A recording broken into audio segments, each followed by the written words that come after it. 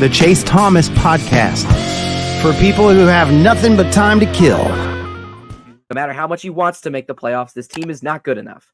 And that's just how it is. Their defense is terrible. They can't, their structure is terrible. I shouldn't say their defense as a whole is terrible. Their structure is not good. No, it is as a whole pretty terrible. I mean, yeah, but the structure is really the problem here. But So when you say the structure is terrible, what do you mean by that? There's a lot of running around in the defensive zone, I would say, from what I've seen. And I add something to that too? And I think Sure. this is something people don't consider enough. The defense is bad. I would say that it's not too much worse than what we've seen in previous years. I think that people are hesitant to put a lot of the blame, and I wouldn't even say the blame, but hesitant to admit one thing. Juuse Saros ain't himself.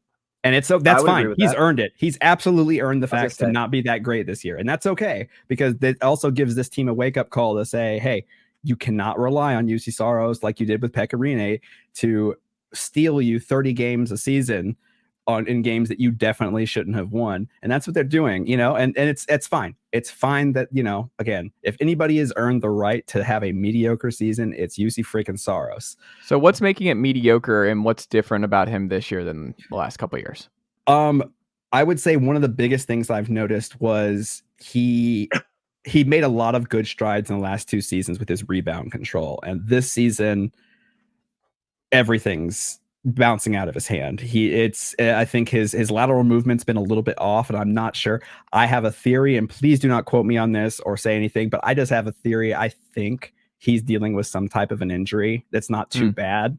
Because something's not right. I don't know what it is, but also the rebound control. And that was one of the things, that he turned around a lot. Pekka was always incredible with his rebound control, and Saros wasn't that great. And then as Saros got more games around, he went from being, I think, bottom 5 in the NHL as far as allowing rebounds off shots to top 5. And then I imagine he's probably back towards the bottom 5 this season.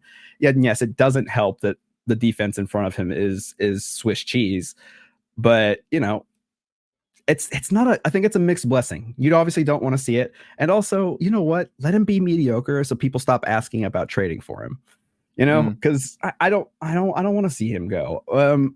But I mean, you make a solid point. Yes. Philip Tomasino, 41 games. So he's missed about a quarter of all the team's games. 7 goals, 13 assists. Not bad. But again, I just don't see the harm in putting him, when you can do it for free, putting him in Milwaukee and letting him get his confidence back up. Because yes, he's doing good things, but it's not consistent. And you know what? I can say the same thing about, a guy like Phil Forsberg, who kind of has these off and on streaks. Now, obviously, it's a very different conversation when you talk about a guy named Phil Forsberg, but, Luke Evangelista, they've played 54 games. He's played in 52 of them. I'm not super worried about him sitting tonight. I'm not, I'm a little bit more worried. I think a player I would be on, agree with you on, Jeff, and feel the same way you feel about Tomasino is Dante Fabro. Yes. I forgot they healthy scratched him tonight. However, again, you can't shop around a guy like Tyson Barrie if he's riding the pine. For whatever reason, GMs in the NHL think he's fantastic. Same with Luke Shen. So you just got to play him. I bet you if they could send Fabro down, they would. They can't, and that's fine. But he's also not have a great year. Cody Glass really struggled. Ryan McDonough, not a great year. So does this worry y'all about Brunette is handling lines and handling who to play? Nope. Yes.